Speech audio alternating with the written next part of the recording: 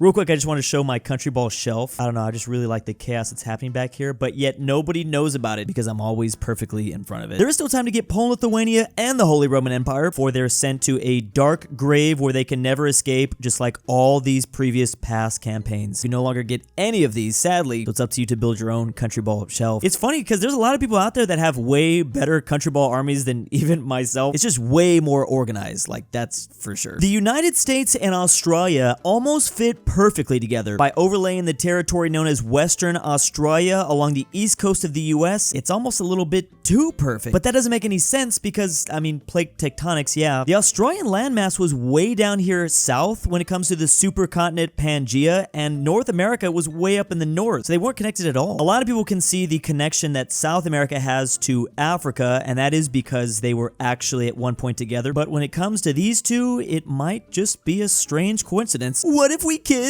Just kidding. Unless. Australia does in fact fit perfectly between Antarctica and India though. I kind of want this Atlantic Ocean River thing though. Can we all just decide to take Australia and push it somewhere else? Timeline of same-sex marriage starting in the year 2000. So it all starts with the Netherlands. They were the first country to legalize it. However, Denmark was the first country to legally recognize a relationship back in 1989. They were establishing back then registered partnerships. Then nothing happened in 2002 until 2003 when Belgium joined in. Funny because they are neighboring countries, so they must have seen, oh, everything's fine. Then Spain is the third nation in 2005. 2 years go by, then 2008, Norway comes along. No way! They're a neighboring country, Sweden in 2009. Then more Nordic countries join in, Iceland, but then Portugal, that's not Nordic. There's a weird geographical connection to a lot of these places, interestingly enough. It's like one region legalized it, and then their neighbors were like, oh, a couple years later, we should do that too. Now, to be fair, we're only talking about federal governments, but state governments were legalizing it, like Massachusetts, also Quebec and Canada. A lot of places in Canada legalized it in 2004. South Africa back in 2006. Denmark in 2012. Then we have Wales and France in 2013. Oh, specifically England and Wales. Just them. Scotland joined in the year after. In 2014, where's Northern Ireland? Ireland in 2015. Is it still not legal in Northern Ireland? Oh, it took them till 2020. Wow. Or this says 2019. Oh, they were right there. Then Luxembourg, the rest of Ireland, as I showed, 2015. Finland, Austria, Germany, Malta, while 3 countries joined in 2017. Switzerland, Andorra, Slovenia, Estonia, and Greece is one of the most recent, which is kind of funny when considering like Greek memes, ancient Greek, stuff like that. So late, Greece, you've changed. I want to mention a couple other countries outside of Europe. In 2010, Argentina legalized it. Also certain states in Mexico and Brazil. Brazil officially nationwide legalized in 2013. We also have New Zealand and Uruguay, Taiwan, Ecuador, Costa Rica. Cuba even legalized it in 2020. I didn't know about that. So the dominoes have been falling for about 25 years now, but there's still a long way to go. And as far as Europe goes, it's really just like the western and northern parts. They are lacking a certain pizza nation and, well, all of the east. A couple places in Latin America still haven't done it yet. Crazy that South Africa was one of the first, yet they're still the only African country. And no place has done it besides Taiwan in all of Asia. Wow. There are so many countries here too. So who will be the next to join the list? I mean, there's still a lot more to add. This is actually a really well-made map, all color coordinated and everything. Geographically speaking, Greece legalizing it was an interesting move because as we talked about, usually the neighboring countries jump on board a few years later, so will that continue? The highest grossing media franchises in the world, starting off with Barbie at $25 billion. How much did they make after the movie dropped? That's what I want to know. Like, would they even be on this list? I'm gonna say about $20 billion of their profit came from just Knuff t-shirts alone. There's Dragon Ball Z at $27 billion. Gundam, which I forgot how popular that was. Kind of surprised to see Batman so low on the list. Almost a quarter just being held up by box office alone. Just the movies. So that means that like toy sales are really big, which I should have known that. I mean, that was a big thing for George Lucas when he made Star Wars. So we can confirm that this was before the movie. So Barbie's probably a lot higher now because this doesn't include the box office. And on the opposite end of the spectrum, look at how diverse the revenue sources are for Dragon Ball Z. Like video games, home video, cards, manga. Wow, this really puts everything into perspective. I mean, Spider-Man movies, again, it's only about a quarter. They're making so much profit from just merch. Transformers, Harry Potter with probably one of the most book sales of any franchise. Now the MCU definitely making most of their money from the box office, but they just make insane money from the box office. The original like comic part is basically nothing, at least compared to everything else. Mario, which makes all its money from video games. Jump Comics from manga. Disney Princesses, which is I guess its own little franchise, $46 billion. I'm gonna be honest, I've never heard of this in my life. Mickey Mouse and Friends, $74 billion. That's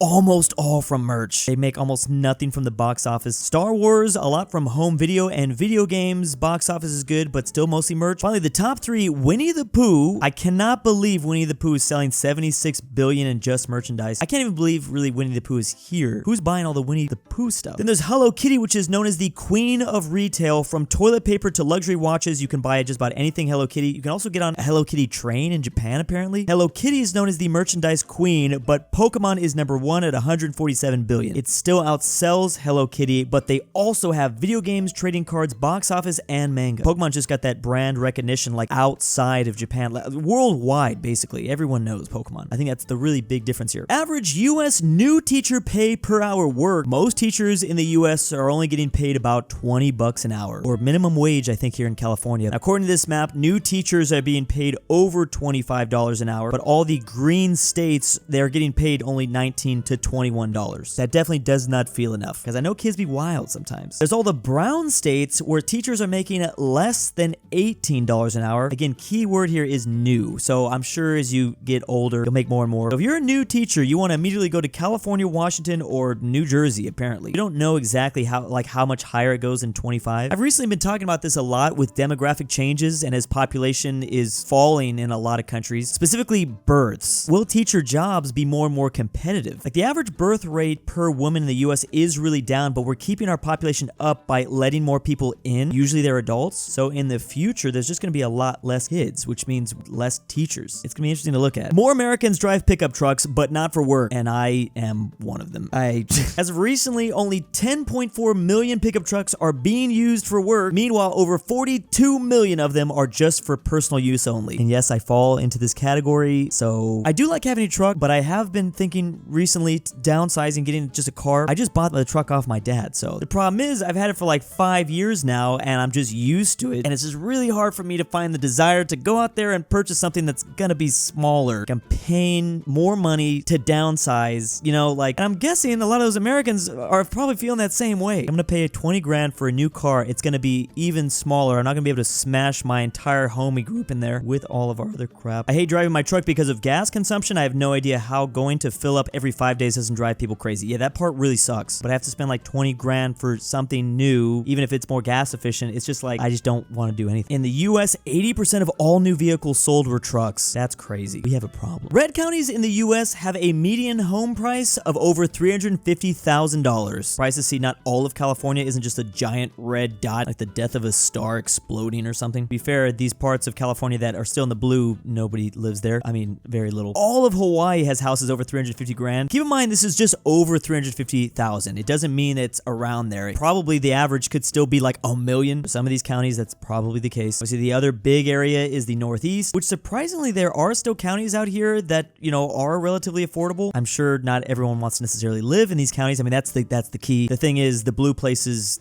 people don't necessarily want to live there. My birth state of Alabama, entirely blue. It's time to go back. There's surprisingly a good amount of coastline, like near the beach, where, well, I'm sure like exactly on the beach, it's still pretty expensive. It's the inland part and all the homes there that probably brings down the average. A lot of places in Texas you could buy for pretty cheap. Pretty sure I could have bought my grandpa's house for like 60 grand or something. I don't think you'd want to do that though. It was like in the middle of the desert. Yeah, so basically the only way you're gonna be able to afford a home is if you live in the middle of nowhere, kind of. That's our options. Well, you have to pick a place where you think will grow over time. It's just not very grown right now. Something like on the edge of some suburbs. Percentage of Europeans who approve their monarchies. Norway seems to be the happiest. Karl V here has been in charge since 1991, so he's been doing a good job, I guess, for quite some time. Denmark and the Netherlands seem to be also pretty happy, as well as Luxembourg. The only place that's not happy is Spain. They're not liking Carlos over there. Or wait, what's his name again? Felipe VI of Spain. My bad. What year was I thinking? Yeah, Juan Carlos abdicated back in 2014. I don't know why I'm so late. He was around for a long time though, so maybe that's why. Now with all the green places, the majority of their people still like the monarchy. However, it has decreased over the recent years. So yes, the lowlands, the UK, Sweden, it is still green, so over 50% of their people like the monarchs, but compared to the past, it has been going down. The only countries that got increased was Norway, Denmark, and then Liechtenstein. Oh, also Monaco. I wonder how you get your people to like you more as a monarch. Like, what do you exactly have to do? Because you're just kind of there for a show, right? So, I don't know, keep the people people entertained. I think the UK probably missed their queen. Obviously, Spain had nowhere to go but decrease, I'm guessing. Juan Carlos's shadow still projecting incompetence and corruption from his Abu Dhabi exile. Okay, so maybe they didn't like him either. Norwegian royals are humble and live like normal people. You might bump into them when hiking sometimes. Oh, well, there you go. That would definitely do it. I guess I should have realized that. If you're king, just be like a normal person. That tends to go a long way. Taylor Swift's airplane travel history in just 2023. That's the key here. This is only last year. So to be fair, she didn't fly at all up until the 24th of January. She took a flight from what looks like to be like Tennessee to London, then straight on back down to the States, I think to Minnesota. She did that all in 2 days. It's been 2 days so far. Oh my god, this video is 1 minute and 55 seconds. I knew the memes were a little bit exaggerated, but maybe not by that much. Then she's going on to LA, back to whatever her home state. Okay, so she clearly lives there. Can we confirm that? That feels like a weird thing to be confirming. Taylor Swift's address. According to MapQuest. I don't think I can dox her like this. I guess she lives in multiple places, but Rhode Island, New York City, Nashville, and LA are some of her properties. So keep in mind that, because that's probably why she's... Oh, is this her second plane? Wait, I don't understand. So one of her planes... Okay, one of them is always... What the heck? I knew she has 2 planes, but... Oh, is it to organize? One is moving to the next location? I don't really know. I guess they all have to refuel, right? That's crazy she can afford 2. She's literally gonna have more planes one day than, like, entire countries. I mean, I can tell you the Principality of Sealand doesn't even have an air force, so she definitely could overtake them. But that is just a random oil rig in the English Channel. I know she has a lot of concerts to do, but this is like insane. I'm still not fully understanding why she needs 2 planes and why they are moving at the same time like this. But oh, she did go to Mexico City for a little bit. Obviously, I'm thinking most of her audience is in the US just by population, and her type of music seems just more of an American thing. But obviously she went to Japan before the Super Bowl, but that was this year. I think she really doesn't do much outside of the US, surprisingly. For some reason, oh, okay, there we go. She goes to, wow, Argentina, okay. She has one of her planes just parked in Tennessee. She went to Brazil momentarily. Dang, this is all in December. So she does take breaks. Jet lag is a choice. Taylor Swift's 2 private jets flew. Oh my goodness. That's equivalent to going around the earth 7 times. I'm still trying to understand people's obsession with her. It's very confusing. Big thanks to my patrons this month. Kansas was mentioned. KingBearHaze. JohnDenver. I can't sleep without Drew's voice. DaBeautiful-MEGAN-Underwood. Archaeology. aPhatNarwhal. Carmel S. Pavlik. DOOCHBAGGINS. Fredrik LuxembourgLover. Traven, friend. KirinoIsBestGirl. If you hear this, I love you. The Mexican 760. ZaneyBoi.